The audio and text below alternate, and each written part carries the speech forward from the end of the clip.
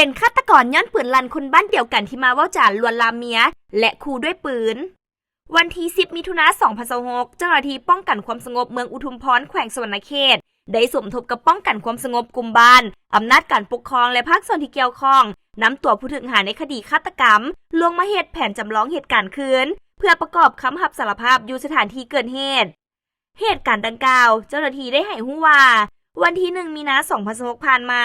เกิดเหตุฆาตกรรมอยู่บ้านนาคูเมืองอุทุมพรแขวงสวรรณเขตมีผู้เสียชีวิต1คนห่างกายมีหองห้อยถูกยิงด้วยปืนผ่านการเก็บกำข้อมูลหลักฐานอยู่จุดเกิดเหตุและเอาคำให้การจากประชาชนที่เห็นเหตุการณ์จึงรู้ว่าผู้เสียชีวิตชื่อเฒ่าพุทธวีอายุ35ปีประชาชนอยู่บ้านนาคูเมืองอุทุมพรแขวงสวรรณเขตและกักตัวผู้ลงมือก่อเหตุใดชื่อเฒ่านี้อายุ42ปีอยู่บ้านเดียวกันกับผู้เสียชีวิตผ่านการสืบสวนสอบสวนของเจ้าหน้าที่เท่านี้ผู้ก่อเหตุได้รับสารภาพว่าเวลา 11 โมงของวันที่28กุมภาพันธ์2026ในมื้อเกิดเหตุตนเองได้ไปก้านหนูอยู่เขตสวนของเฒ่าพุทธวีจากนั้นเวลา 22 โมงผู้เกี่ยวได้ย่างไปเถียงนาของเฒ่าพุทธวีเพื่อไปเอายาอูดยุงจึงได้มีเรื่องผิดเถียงกันย้อนสาเหตุว่าเฒ่าพุทธวีได้ว่าให้ข่อยซะเมียเจ้าน่ะพร้อมทั้งเดปืนแก๊ปใส่หลังของเฒ่านี้